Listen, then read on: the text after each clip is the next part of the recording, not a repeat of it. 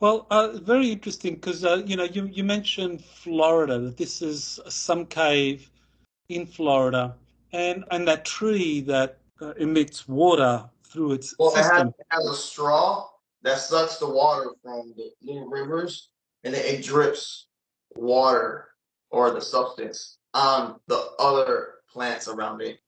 Everything around it flourishes.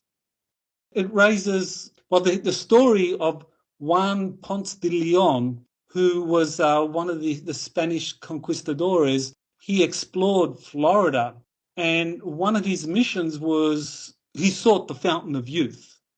Okay. So that was in Florida, Ponce de Leon. So, I mean, to me, it's like, well, that tree that you saw, could that be the Fountain of Youth that Ponce de Leon was searching for? I don't know. Wherever I went, it was beautiful. I know that. It was different. You felt, just by breathing the air, you felt stronger. You felt healthier. It was like amazing. The feeling that you feel when you go into this place. And everybody felt the same way. Everybody felt happy, like amazing. You're listening to Exopolitics Today with Dr. Michael Sala, your source for the uncensored truth regarding the human, extraterrestrial, global, and political agenda. Click the like button and subscribe to this channel. And now, here's Dr. Michael Sala. I am here once again with JP on Exopolitics Today. And for those that don't know JP, I have known him since 2008. He joined the US Army and has been performing a number of missions in addition to his regular military specialty, which we can say is, well, maybe he can say a little bit about his military occupation specialty. He gets called away on these special missions, and we've described some of those earlier missions to Ganymede, to the moon, to an Atlantic space arc. And I believe JP has just completed another mission. So welcome, JP, to Exopolitics Today. Doing Doc, is a pleasure to be here in Exopolitics, sharing my information. And it's information that everybody wants, and let's give it to them. It's I think the people should hear about this. I just want the people. I'm being pushed also to give this information, so I'm kind of protected inside the branch. Yeah, I'm gonna share a mission that I recently been in. I joined the military, the Army, and I'm really happy that I joined the military. I'm learning a lot about different things that I kind of knew, but now I know more in depth, more information. So it's really interesting being in military, and I support the military 100%. And I really want people also to understand that in no way I'm trying to put the military down or, in a negative way. I totally support the military. But you support the US Army more than the Navy, right? Like, you root for the Army at the big football games, right? You don't go for the Navy, right? Yeah, for sure. But we're all one team. Okay. When it comes to world events, we all work together and we all, share information. So it's a big one team, And I know other governments in the world understand that. And we do work together in space, in earth, in the sea, and anywhere that there's a government or military. We all do work together. So if you want me to share, I'll share. Please, yeah, tell us about your last mission. So this last mission is quite interesting. They had me in charge. It was a group of 8 guys. We had different weapons. We came in on a TR-3B. I know a lot of people are familiar. What kind of ship is that? And I actually talked to the pilot a little bit. I let the guys bring down whatever equipment that we had in the TR-3B. And I was talking to the pilot of how the TR-3B works. And he was telling me it's ionized technology. So The military has been working on this since the 30s or 40s, and they made it the current of the ionize using a massive amount of electricity and some sort of quantum movement using a mercury that goes around and using some type of magnet to create this massive surge of electricity that creates a ionized. I don't know if you understand what I'm trying to say. Is it ionized? Ions? Well, it's creating an ionizing effect, and that's what part of the creating an anti-gravity wave. Are you familiar with that? Just a very basic understanding of the way the TR3 operates with the plasma going around at a very high pressure, and that it is a high temperature, and that generates a anti-gravity effect that lessens the weight. Now, I think the plasma is ionized, so maybe that's... Well, the ionization makes the ship glow, and it makes it move. So yeah, he was explaining to me about that, and it was kind of interesting how he was explaining to me that is ionized technology that they're using. I think that's what it's called, ion. So the craft is ionized. There's some sort of glow to the craft when it's operating. Is that what you're saying? Well, the glow, it concentrates on where the magnets are. So those lights that we see on the TR2B is because it's ionized. But when it ionizes like so much that it condenses those three magnets condense into one, and that's what makes the whole ship glow and goes the speed it does. And it can just rapidly move easily using this ionization technology. I wrote it down somewhere. One day I'm gonna share it with you. There's more into this technology because it can time travel as well. And I did not know that. And when he told me that, he said that this technology can take you to the future, but not to the past. So it was quite interesting when he told me that. Okay, so you get on this TR3B, you're leading the mission with 8 guys. Mm-hmm. So we get off, we land, we flew like 10 to 15 minutes. We landed. The guys were taking down the equipment. I was talking to the pilot. There's actually 2 pilots. One got up and was by the door of the ship that went down. And I was talking to him, and I was asking him, hey, about technology, because, everybody was asking about it and how it worked. So he left us in Florida, somewhere in the forest. So we came into this cave the size of a garage door cave. And we went in, and it was a total of 8 guys. And we had our PVB 14s and 31s. And it was almost night. So we went to this cave, and we saw writings, like right from the back that, we got in. And it smelled like somebody has done a fire or a type of barbecue. That smell that you get when you do a barbecue and you smell that. So entering the cave, we all started smelling that, and we were joking because we were kind of hungry. It was like, wow, it smells like barbecue. Oh yeah, So we kept walking in. So we were met by 2 beings that looked different. And I talked to the guy that was right next to me. I asked him, do you know about these guys that are here? They're like holding a staff-looking thing, and they're like protecting the entrance. So one of the guys in the back said, oh, hey, I got a paper here that I had to give you before the mission, but I forgot to give it to you. So I got the paper, and it says, do not open it. Give it to the people that are standing guard. So we gave the paper to the people that standing guard. Can you describe more about the people standing guard. What did they look like? Well, these people, their faces are weird. Their eyes are on the side, like it's not like ours. Their eyes are more to the side, and their face is wider. Their mouth is wider, but their body structure is the same.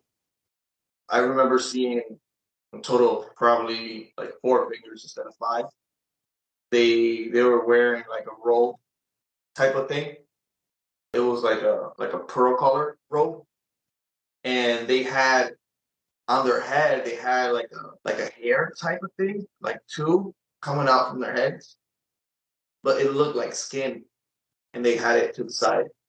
So we approached them, we gave them the paper, and their eyes were shot black. So it was different. They look different. I never seen these type of people before. And they were talking with clicks, similar to like certain tribes in Africa talk. They talk with like clicks with their mouth, but they also speak the English language as well, but with a heavy accent. So we give this paper to them, and one opens it up and closes it up, and then he lifts up his staff and he says in a low voice, "Follow me, follow me." So we start following him. You know, a lot of things go through our heads. You know, it could be that these people are getting ready for Halloween. What the hell's going on? You know, are they dressed up? What is it? But our job is just to go there and to do our mission. So our mission was to go in and to investigate what was this place that we were dropped off to investigate, and why was it connected to the ark. They told us, I don't know if you remember the last story, the guy that had the suitcase. He was the one giving the information and the locations where to go. I'm sure there was another group that went to the ark that same day that I went to the cave. Yeah, they were talking with clicks. We were following them, total of 4. We were in formation. We don't know what the heck was going on, but we were in formation. You know, lock and loaded, because you never know. You know, nowadays, you just never know. You can't trust nobody. So we started following them, and when we followed them, it was really steep. Like if you trip and fall, you will probably roll all the way down. You can't stop it. You know, you have your kit on, you're heavy, and you have your ACH, and you're heavy. You know, so any kind of trip, and you're wearing your boots, so any kind of trip, you can really bust your ass and roll down that steep hill in the cave. But the walls were squared out, and it was steep. Sometimes there were steps. I was doing my pace count. My pace count was like 74 to 76. So every 76 or 72 steps, we saw, like, I felt stairs, like for 15 meters. And then it kept going steeper. There was a time that it went so steep that we did a chain. We took our elbows to elbows, and we did a chain going down. But these guys, they were just walking, like, familiar to this, walking down. So we kept going down and down. Man, we walked like, we were basically rucking. We walked like for maybe 40 to maybe an hour. I was checking my time. It was like maybe like 45 to an hour. We were walking down that steep hill inside the cave. So the smell was different. Then once you get to the bottom, it straightens out. It straightens out. And I'm sorry about my accent. I know a lot of people know about this, but English is like my second to third language. So yeah, I speak Spanish and Portuguese, and also I speak English. I know a lot of people have been asking about that. So my pronunciation maybe is messed up, or sometimes my grammar is also messed up. I just want to let people know that, Doc. JP, so you mentioned that some people were sent to the Atlantic Ark, and you and the 8 guys were sent to this tunnel. Now, what's the connection between the Ark and this tunnel? Well, that's the thing that we were checking. So we get to the bottom. There was a big door. It looked like a hangar door, So this guy, he touches this round looking rock, and I'm talking about the different looking beam. He touches this round rock and he just swipes it to the right, swipes it to the left, and then it starts glowing. And this hangar starts opening up and it's super bright in there. And you see a lot of vegetation. And we were like, what the heck is going on? What is this? So we enter with precaution. But once that opened up, the light bounced it off and started shooting up to the cave. That's how bright it was. But you can clearly see the vegetation, and there's a source of light that we cannot see. And in the distance, we could see like a fog. We had a guy with us that was part of our group that he's also he knows about plants. He went to school on plant biology, so he was with us in the mission. A botanist. Yeah. So whoever put this team together knew what was going to happen. That's what I'm trying to say. That we had different people with different kind of specialties and all that. So he says, "Wow, look at these plants." And then he started talking, saying, some of these plants has been extinct for hundreds of thousands or maybe millions of years. And he kept talking about it, and he saw these plants. He was going crazy with it. And these plants were different. A lot of different looking plants that you wouldn't see on the surface. And these plants had different type of flowers. And there was actually, we were noticing like on the type of trees that they have, it looks similar to the trees that they have in Madagascar. Those trees that bleed, that are red, they look similar to those trees. I remember seeing those trees, but hanging from these trees, there was like a nest of some sort of bug, and he knew about these bugs as well. These bugs, they come out and they pollinate everything in there, and they look silver. These bugs, they look like a beetle, and they look really silver, but when they open up their wings, they look like a butterfly. And the light bounces off these bugs. And it was kind of interesting because on hard to reach places, you can see these bugs going in and they were reflecting light to these plants. So they had a connection. So it was kind of cool. There was different kind of insects. There was praying mantis looking insects that we saw, but purple. So yeah, they had different kind of insects there and different kind of animals also. We saw something that looked like a rabbit, but the ears were shorter and they were rounded off, and it had a long tail. So that was kind of cool. And the eyes were humongous. So it looked just like a rabbit, but it had bigger eyes, rounded ears, shorter, and it had a long tail with a white fur in the end of the tail. So it was kind of cool. We saw that, and it was not running away from us.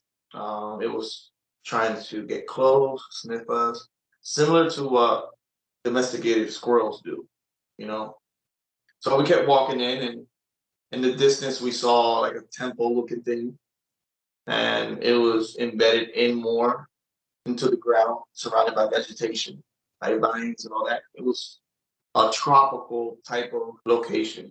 Like it looked really tropical. And it was foggy, like our clothes got wet, the mist that it had. I don't know if the mist was artificial or there was a type of tree. I know that there was a tree there that was dripping water. So this tree has straws that sucks the water up, and it drips water. It takes water from the river and it drips water to the plants that surrounds it. So that was an interesting tree that dude was studying, and he was trying to get seeds of this type of tree because he said this tree can help a lot of villages in different parts of the world with farming because it sucks the water and it drips the water in their surrounding. It is a huge tree. and the water that comes out of it is drinkable and it's filtered and it's healthy to drink. And it's like drinking half of honey. It's really, really interesting, this type of tree. Well, that raises the very interesting question. I mean, in the book of Genesis, they talk about the tree of life. Mm-hmm. So, I mean, this tree you saw sounds unlike any other tree I've ever heard. But the fact that water is an important nutrient and that it filters it and that it's, can be used for the plants or for drinking. I mean, yeah, that kind of like raises that very interesting question. Any relationship with the tree of life in the book of Genesis?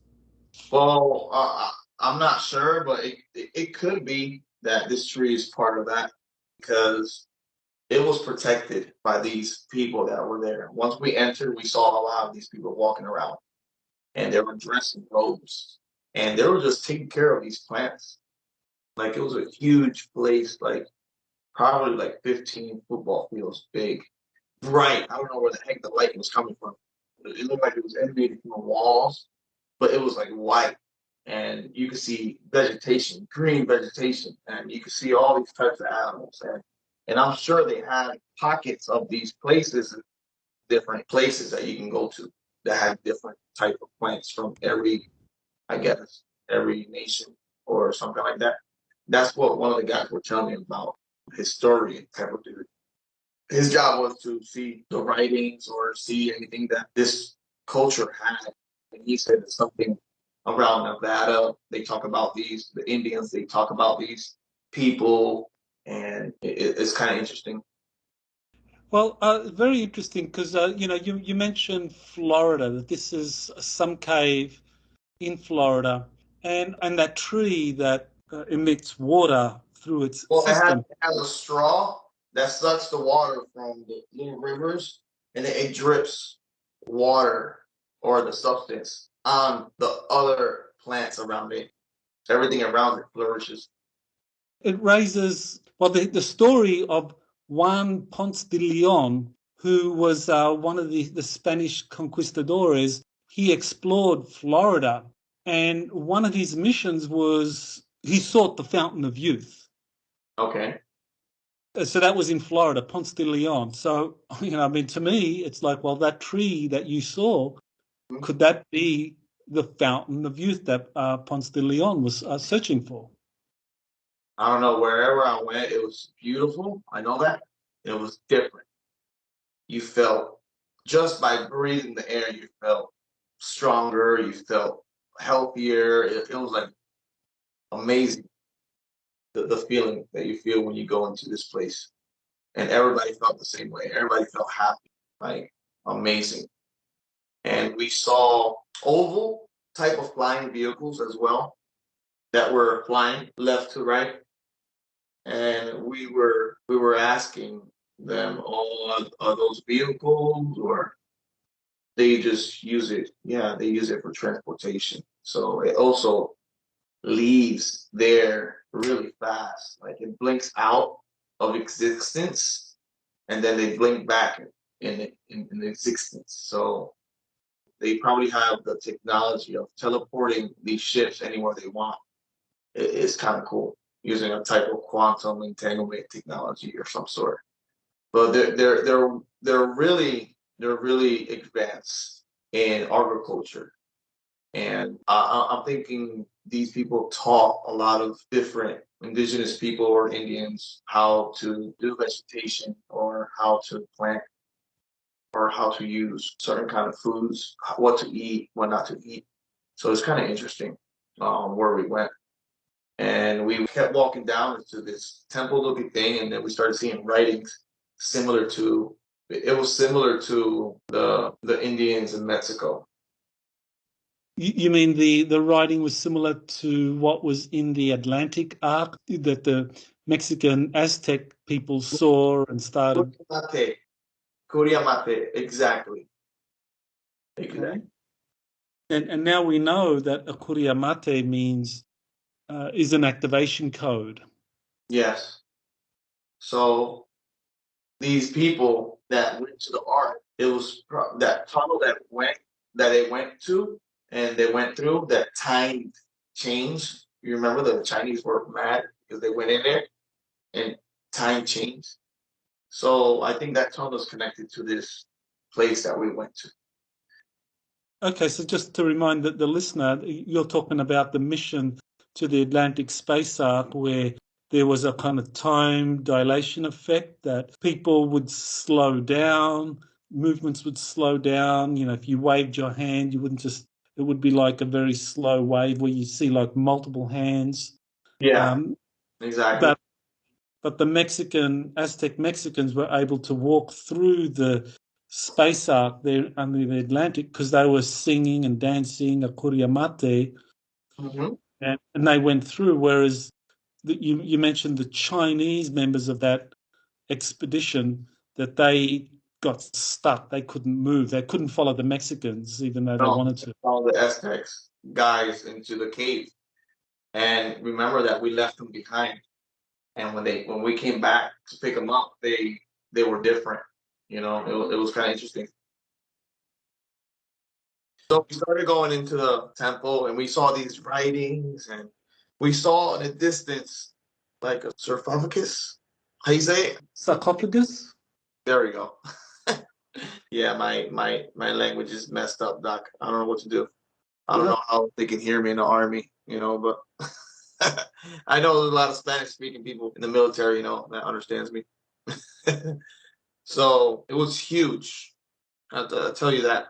And they were protecting this type of tomb, whatever it was. And then the guy that could read the writings, he said that what they had in that tomb was a type of god that they were waiting for it to come back alive. So for a god to come back alive, to return. Yeah. We went in there and there was candles, but these candles were made by a vine. It looked like a vine, and you can see fire coming out from this vine. So it was actually a plant that can create fire that they had hanging in the temple. And this plant, every couple of seconds, it does like a puff, and it creates light, like a fiery, like a candle. And I think is the same way, I guess, it uses like a acidic kind of thing, and it does a puff, and it creates like a fire, but it doesn't burn away. It just keeps doing it. So they had dozens of these plants around the temple, and the smell of the puff was like vanilla. Amazing smell. It's beautiful. And then it looked like, let's see. So this is an example, okay? It looks similar to like this, but it looked like their vine swings up, and then it has a beautiful flower here, like a reddish yellow flower. And this vine is like this, and it puffs up, and it gives like a little smoke, and then it turns into fire, and it lights up. And I think this plant does that to attract the insects at night. So that's what the plant biologist was talking about. He says, wow, I didn't know plants can do that. They could attract insects by the little flame, and also by the smell that flame does. So these plants were kind of interesting, because now this makes me understand how the ancient people probably lived inside these caves on Earth, and the lighting of how they probably painted came from these plants that probably lit up.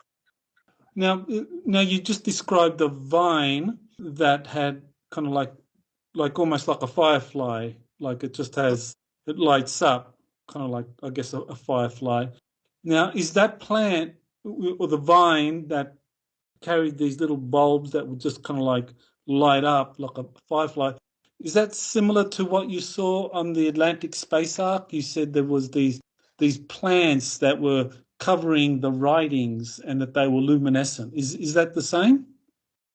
Yeah, it's similar to those plants, but this one was different. It was quite different, these plants. Yeah, it's similar to those plants, but those plants in the ark, they glow. They were glowing. It does not emit fire like real flame like these plants. And the name that he was giving me, tractores de insectos. That was the name they were given, attractors of bugs in Spanish. The people that they look different. Remember, I was telling you they were there with us, walking with us, and they said tractores de insectos, attractors of insects. And we saw a lot of like type of Venus fly traps also, but different. They look so different. They look like drums, and they open up like they just open the mouths and they close, and they have this seed on top that when it closes, it hits them, and it makes a noise like a little drum. So that was kind of interesting. Also seeing that. So every time they catch a bug, they have like seeds that hits the top of it, and it makes noises at night. So you hear all these types of Venus kind of plants like closing and opening at night, similar to what frogs do. So these plants, they were different back in the days. They were more communicative with each other, like more like regular mammals or insects. The plants back in the days, they were more communicative with each other, and they did a lot more different stuff than what we have now. Okay, so you're seeing all these exotic plants down there at the bottom of this very large cavern that has anti-gravity craft that flies around, and this mysterious tree, and these vines that have a kind of like some kind of organic fire breathing or fire emitting plant. So what else did you see? We saw these people bringing a type of food to us. We sat in a circle, and they were asking me, "Hey, how long do we have to be down here?" I said, "I don't know. They have to give us something back. After we're here, we have to bring something back with us." So we were just waiting. We didn't want to be rude and say, "Hey, give us whatever you need to give us and let's get the hell out of here." We don't want to be, So it was it wasn't like it was not pleasant. We didn't have no bugs biting us. We didn't have nothing bothering us. Our OCPs has bug repellent regardless. So a lot of military people would know that. So it was a pleasant trip, and we were just waiting for them to give us something in return. And we had to protect whatever they give us and take it with us back to the base and give it to whoever was asking for it. They brought us this type of food. I can tell you what kind of food they had. The food was similar to like beans, but it was mushed up, and they had plates that look really steep. It was made of clay, and there's you eat it, and you feel a little bit dizzy eating it, but it's good food. They give that kind of food to us, and we ate it, and then they took us into the temple, and they showed us the being that was in there. And I don't know how to describe this, but he was huge, big, and he looked asleep, and he did not look like these creatures. He looked humanoid to us. We looked at it, and he looked like he was asleep, and they were just waiting for him to wake up. And I thought that he was going to wake up while we were there, so I didn't want to be there when he woke up because I don't know what the hell was going to happen. How big was he? He was like the sarcophagus. How you say it? Sarcophagus. La caja. That's how you say it in Spanish. La caja. The box was like facing in the slant, So all you can see was his skull. The skull was probably 4 times bigger than my skull.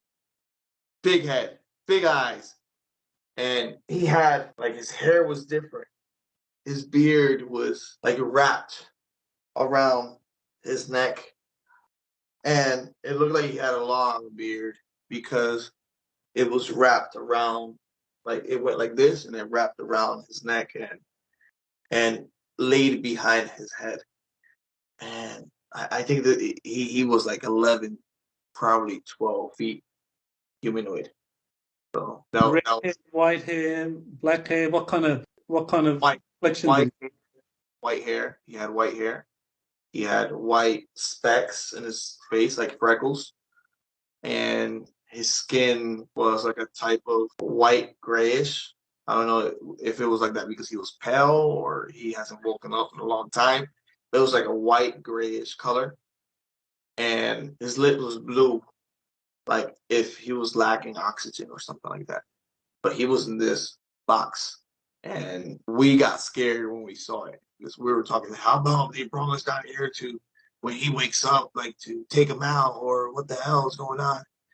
And why would they show him? Like one guy was so negative there. He was like, why would they show this to us? And what's going on? I said, bro, just follow us and just keep the mission. We were kind of scared when we saw this because we don't know why they were showing this. And then we were asking one of the guys. He says they were showing it to us to make us feel welcome in their culture.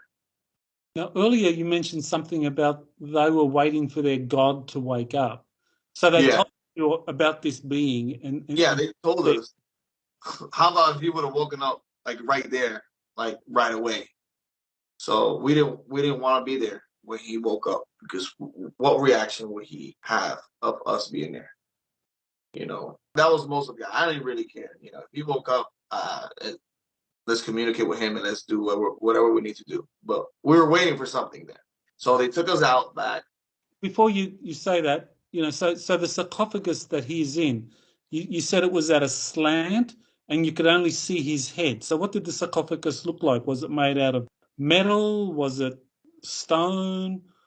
It was like a stone. Like it looks like a door type of shape, but it slanted into the ground. It looked like it was put in there. So I don't know how they moved that stone, but it probably weighs more than 4,000, probably 5,000 pounds. It's like a marble type of stone. Like it's heavy. It's a heavy stone, and it had handles, big handles that it looked like other big humanoids can move it.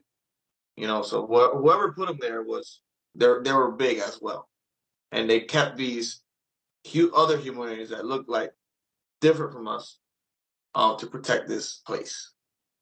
And there was step pyramid looking also in the distance. You can see like just like the Aztecs step pyramids in the distance. You can see it was made of really bright gold.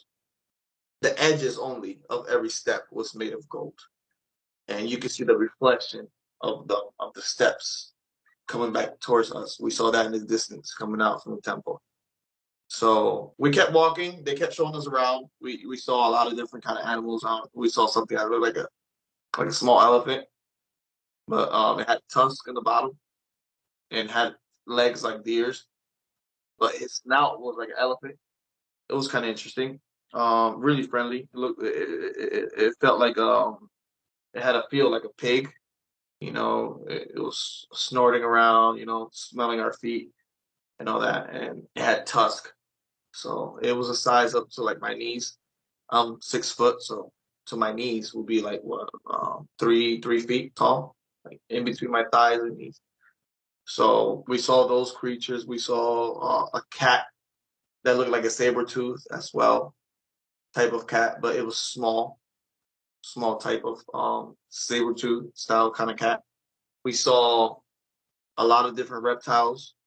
We saw a type of reptile that looked like a dinosaur, but it looked like a chicken, but it had scales instead of feathers. But it still had a beak and it had a tail. And then in the end of the tail, it had these feathers that closes and opens, closes and opens. So it's kind of cool. We saw other types of looking bees. We saw blue that looked like blue honeybees, but they were blue in color. That was kind of cool. And their honey is like whitish honey. It's not golden honey. I think is because of the plants that are there. The color of the honey, their honey. We tasted it and it tastes like pear. The honey, it tasted like pear, like a really, really, really ripened pear. So, and it had that texture as well. So it was kind of really good type of food. There was also different kind of fruits that we never seen before. We were there like for 5 hours, Doc. We were there for 5 hours. It was a really tiring day for me. Because we walked a lot with our kit, you know. They actually asked us to take our kit off, you know, and leave it, but I didn't let none of my guys take that off, or we kept our kit on in all times and kept our weapons with us in all times because we were just waiting for that moment. And then in the end, he comes in with this box and I asked him, "What is this? What are you giving us?" He comes in with an elder that was slightly taller than him, but looked the same way as them. And he says, "These are seeds, different type of seeds that the people upstairs are asking for." And they talk like that with pause, like these are seeds for the people upstairs that are asking for it. And we made a deal, and this is for you guys. And I said, "What is this?" And he pointed to that particular tree that we saw that was drinking up the water, and he said, and also those vines that give out like fire. And he said that it was time for them to give them the seeds of this garden. And they also gave us tubes of eggs of some sort. I don't know if they were insects or probably the silver insects that we saw, but they were frozen. And they kept it inside this clay, but it's like a gel inside, and they kept it inside like that, and they give it to us it looked like a ball of clay, but it has like a cap that you can open, and it has like a gel that they keep these capsules in it, and they gave us that. So we make our way back. They gave us like a type of hug and all that. So we start walking out. We say goodbye, and then I asked, "Are we going to see you guys again?" And they said, "Yes, we will go to the surface soon." So they were saying that they will come to the surface soon. And they said to start rebuilding. I said, "Wow, rebuilding what?" You know? And I asked him, "How many of you guys there are?" He says, "Billions, millions, millions, billions of these type of humanoids that live inside the earth in different pockets." Okay, can you be clearer than that? You know, millions or billions? Millions. It could be, but he said that there was a lot. So I don't know if it's billions or millions. And we kept walking up the cave. We were tired. Once we stepped out, they closed the door, and it was dark. So we put our flashlights on, our red flashlights, and we kept walking up the cave. And we got to the TR3B, and then we came back and we gave this box to, they told us to drop it in this particular location and to leave it there. I don't know who picked it up or who got it, but I know that we left it inside the base. So whoever got the box was part of us, but a higher level. And that was our mission, Doc. It was kind of interesting. It was fun. And we learned a lot about that culture. Were you ever given a name for that garden or that culture? No. Did the guards of the temple or garden, did they ever say anything about, you know, who they are, their names? They just look weird. They never told us their name. Okay. And people within the military, within the covert branches of the military, want you to share this information. Can you say anything about that? Yeah, I asked prior to share this information. They said yes, I can share it. Just don't give your name and don't tell people where you're at. Okay.